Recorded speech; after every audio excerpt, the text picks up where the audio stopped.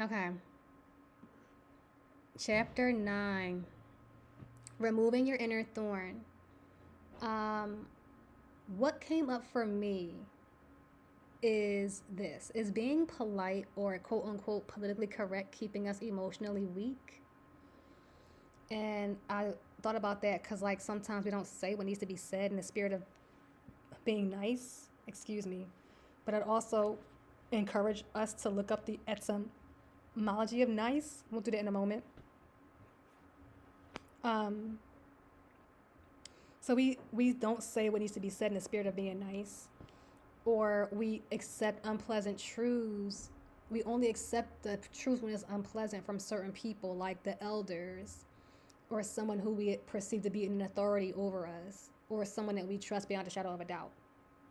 But why is that? Why does an elder have a past to be quote unquote rude to me? Read me, tell me about myself, or whatever the case may be. But we don't accept that same energy from someone that we might perceive to not be an elder or not be on our level. Like, why is that? Why well, why do we live like that? Like, why not tell the truth? Because we're afraid of hurting someone's feelings? I'm just asking a question. I don't know, but I'm asking questions, but I also know that there is places in our in within us energetically where that can live, where it lives, where we I'm speaking about human design. So there is a place in our human design where not all of us, but some of us might have an energy center that, because of its openness, uh, allows helps us, not helps us, but kind of like makes us feel like a struggle or a barrier or tension when it comes to telling certain truths, because it could be uncomfortable how someone could receive it, even if it's gonna benefit them. Yes, he or she's nice. Let's see.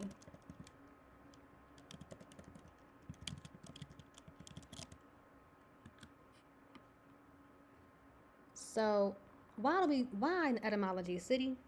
Because words are have energy, and the words that we use were passed down to us, and we just knowing the energy of the words is important.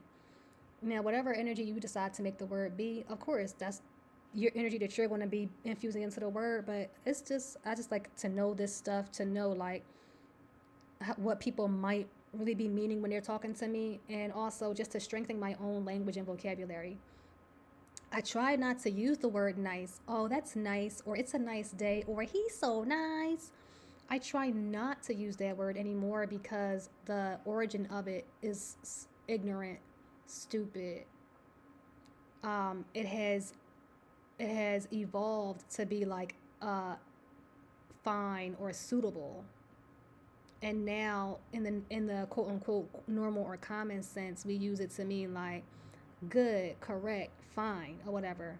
But that's not the origin of it. Nice comes from the Latin word um, nescius, which is ignorant. Um, which is also the lesser known English word nescience, ignorance. Um, I remember from Latin there is no soft C. I don't think so. Just um, when you get into other parts of the dictionary, they'll tell you things. If you say that someone's nice, that you like them because they are friendly and pleasant. When you think about the origins of that, though, it's like nod and smile, friendly and nice, kind of dumb. You know what I'm saying? Like, so just be careful with that, with the deeper meanings of words. Um, what inner thorns are you aware of that you've been protecting? So this kind of piggybacks off the question that she asked. Um, one of the thorns when I was asking questions like,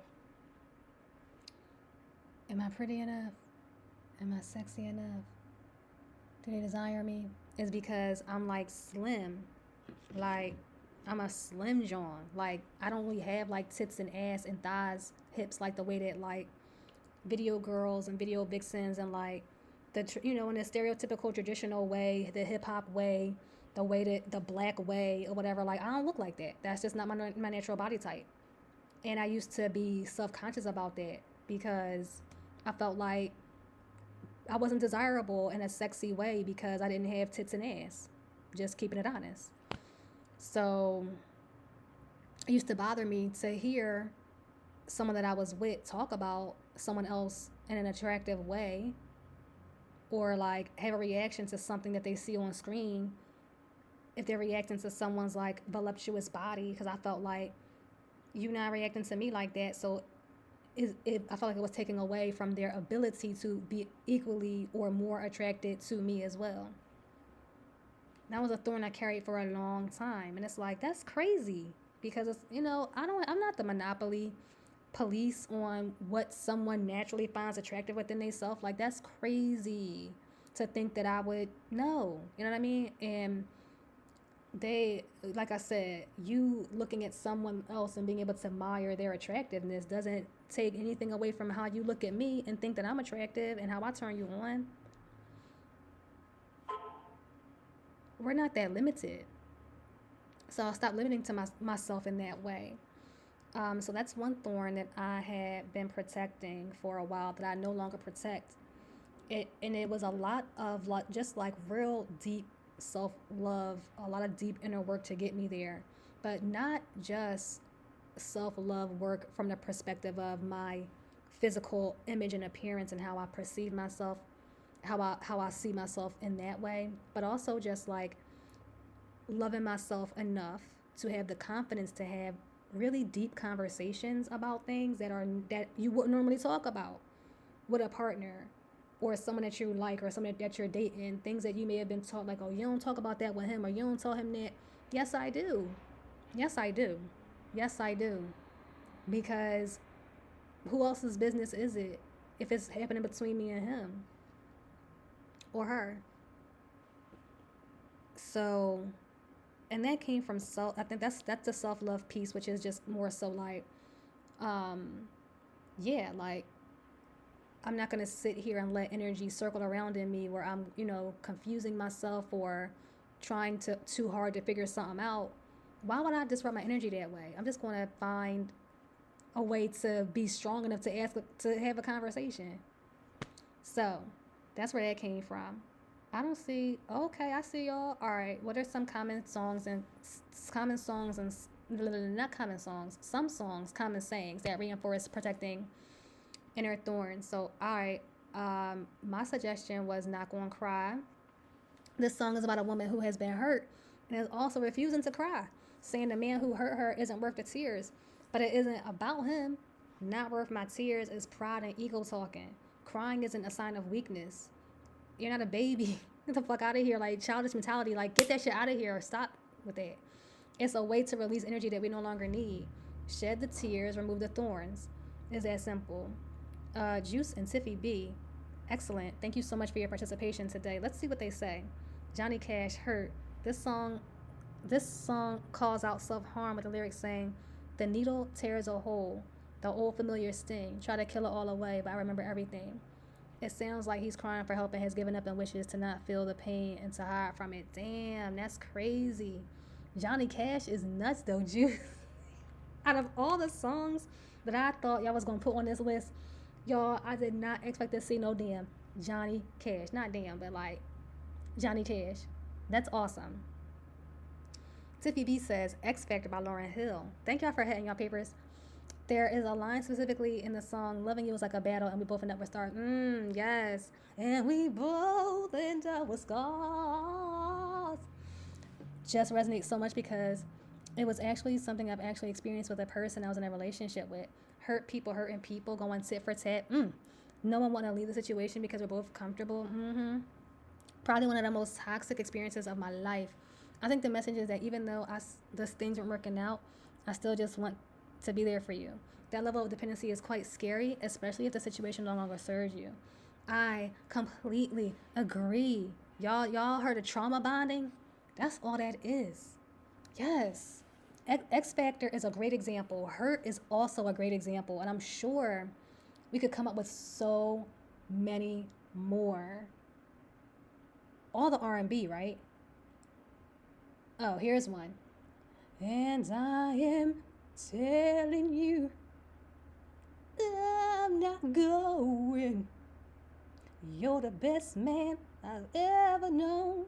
And there's no way I could ever go. No, no, no, no way. No, no, no, no way. I'm living without you. I'm not living without you.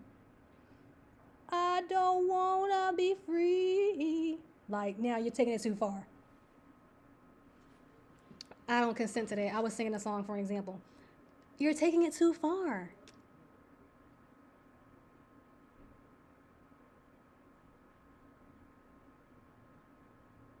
I'm staying. Girl, get your ass out. No, seriously, go home. You gotta go home. So many I think so like that's important, y'all, because the R&B been programming us, the rap been programming us, in the colloquial sayings been programming us. Stop saying bros before hoes. Stop. All right, I'm not gonna get into the diminishing of women. That's not what we talking about here today. Okay, but what are we talking about here today? Let's see. Do I have anything else? I want to check out this. Did anyone download the PDF? Did it work when you downloaded it? I'm just curious. I'm curious. Yes. No. Yes. Yes. But Juice, y'all know the song though, and that's how Shorty was. Excuse me. She told him, "I'm staying, and you're going to love me." Like, what about him and his path and his goals and his dreams? And what about the fact that y'all just not in alignment? So you just want him to not live in alignment, and you just want yourself to not live in alignment because why? Cause the dick is good.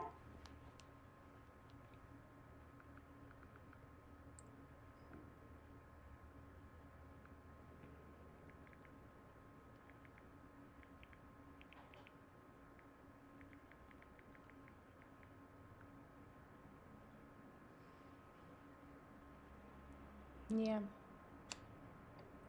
I don't. You gotta tell me which episode that was, Juice, that it was brought up on, because you know I'm a Boondocks fan, and that's not the conversation for today. You know we don't get that deep into, you know, we don't get that deep into other stuff outside of the chapter on Mondays. I'm not trying to deviate too far from our discussion today, but do the homie is crazy. I kind of feel like do the homie. Oh, okay, I got some time.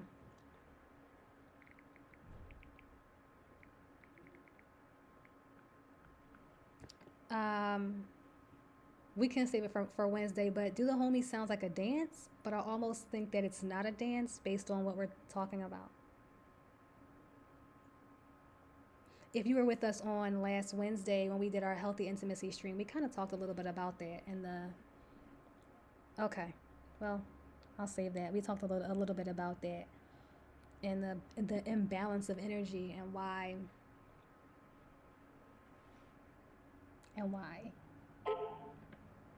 So, what questions do y'all have for me? Any questions at all? Any comments or concerns? And is there anything that I did not see added to the Padlet that I need to see? Thank y'all for adding those songs. And let me do a quick refresh.